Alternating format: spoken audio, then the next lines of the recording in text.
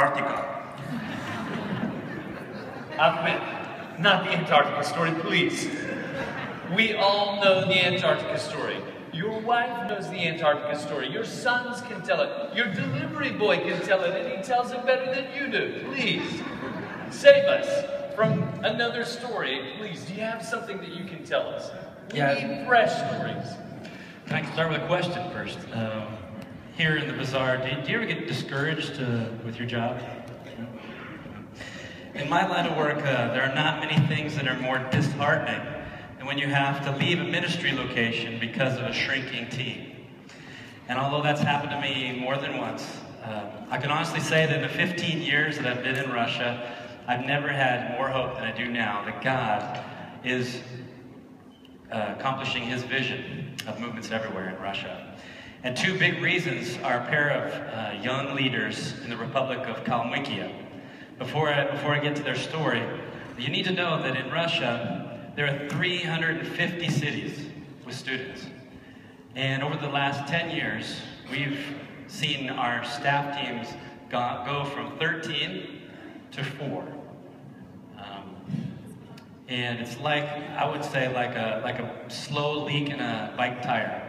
At first, you don't notice it, but gradually the bike starts to go slower and slower.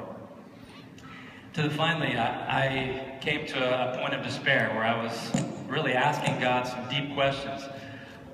Basically, did He still remember Russia, or was He forgetting us? Well, 3 years ago, God took out His bike pump and He started filling my tires.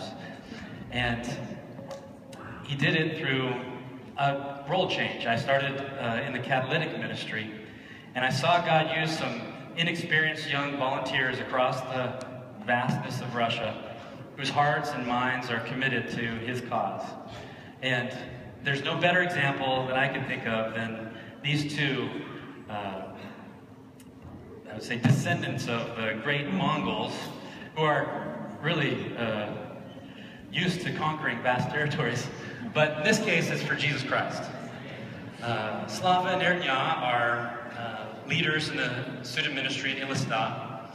And I've had the privilege of coaching them for the last few years. And they have this amazing vision. The vision is called Reality 32. That by the year 2032, they would see entire saturation of the gospel in their region. And they're serious about how they go about this, in the way they do evangelism, in the dorms, in the cafes, how they teach others to go share their faith. They're seeing fruit, and they're also spreading the training to the different parts of the different villages of the region. But their influence doesn't stop at the regional level.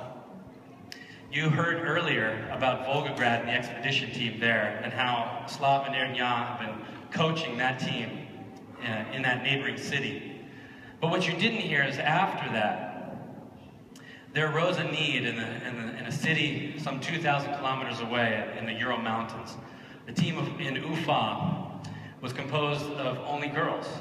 And Slav and Ernya, well, they know a little bit about reaching men. So they stepped up and told me that they're going to create, and they did, an expedition of their own. So they went for 3 weeks on their own. They raised all the funds themselves. And they sought out potential key volunteers, and they found some.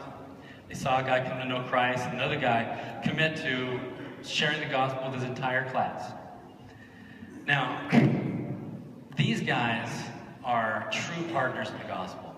We regard them we treat them as we do our own staff.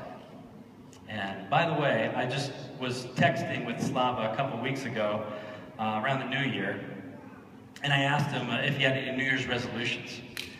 And he replied this, he said, "Yes, Chris, I do. I'm applying for staff." And he wrote a little bit later, he said, "Well, Ernya is spending the New Year's with the Volgograd team, and by the way, he wants to know where to get a staff application as well." So I am really touched. I'm touched not just because they're joining staff, but because they know that by joining staff, they're going to have to leave this city and this region, a place where they are committed to this long-term vision, and they love their people, the Kalmyks. But they have to leave and join a team wherever that team is. And so I have hope that there are more Slavas and Erdjans in this country. I have hope that they will be found, and I know that they will be trained and sent. And I know that God has not forgotten about Russia, but he loves Russia, and he is using Russia to fulfill his great commission.